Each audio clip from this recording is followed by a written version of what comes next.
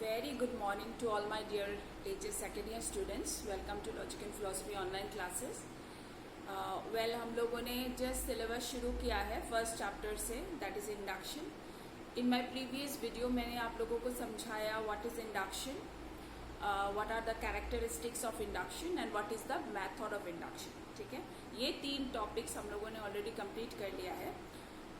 आज का जो topic है उसका नाम है relation between induction and deduction and the difference between induction and deduction. Okay, आज का टॉपिक का नाम मैं फिर से रिपीट करती हूँ, relation between induction and deduction and दूसरा है difference between induction and deduction.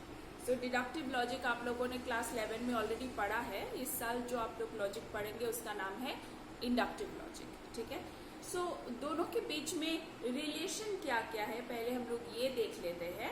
Difference में हम लोग बाद में जाएंगे. ठीक है, तो सबसे पहला पॉइंट जो है the relation between induction and deduction is that both are kind of inference.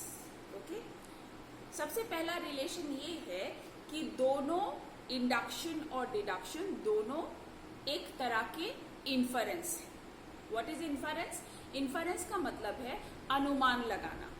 Okay, in Sanskrit inference को हम लोग अनुमाना भी बोलते हैं.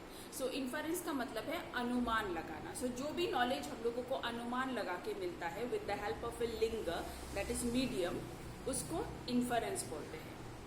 ठीक है, फॉर एग्जाम्पल से अगर हम लोगों को स्मोक दिखाई दे कहीं पे तो हम लोग अनुमान लगाते हैं कि वहां पे शायद आग है, फायर है, तभी वहां पे स्मोक है. ठीक है, सो स्मोक देख के we infer that there is fire. So इस तरह के नॉलेज को इन्फरेंस बोलते हैं.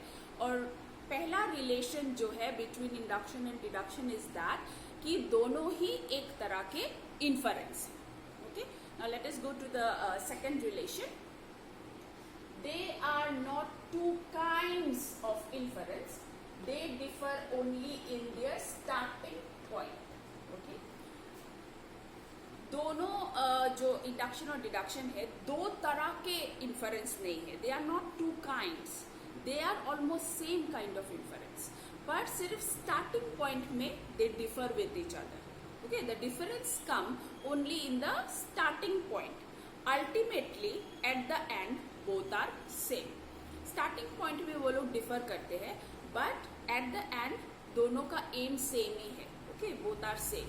सो they differ only in their starting point, otherwise they are not of different kinds of inference. हम लोग नहीं बोल सकते कि डिडक्शन एक तरह का एक काइंड है और इन्फरेंस एक काइंड है. No, they are not different kinds, they are of same kinds but they differ only in their starting point. Okay, clear? So let us go to the third relation.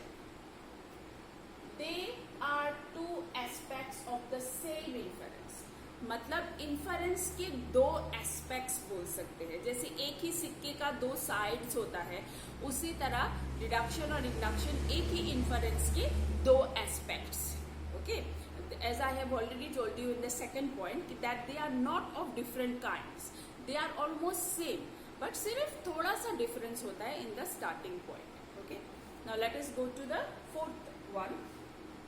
Both aims at showing how particulars are related to the universal.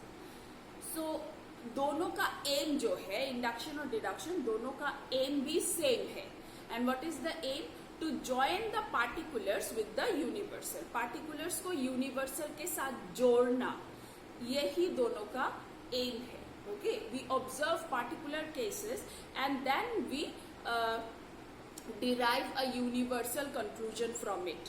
So दोनों का aim भी same है. Okay, मतलब part को whole से जोड़ना. So this is all about the relation between deduction and induction. कि दोनों डिफरेंट तरह के इन्फरेंस नहीं है, दोनों सेम तरह के इन्फरेंस ही है बट सिर्फ स्टार्टिंग पॉइंट में ये लोग थोड़ा सा डिफर करते हैं. अदरवाइज दोनों का जो एम है, दोनों इन्फरेंस का एम सेम ही है, जो पार्टिकुलर से हम लोग यूनिवर्सल को जोड़ते हैं. Okay, clear about relation?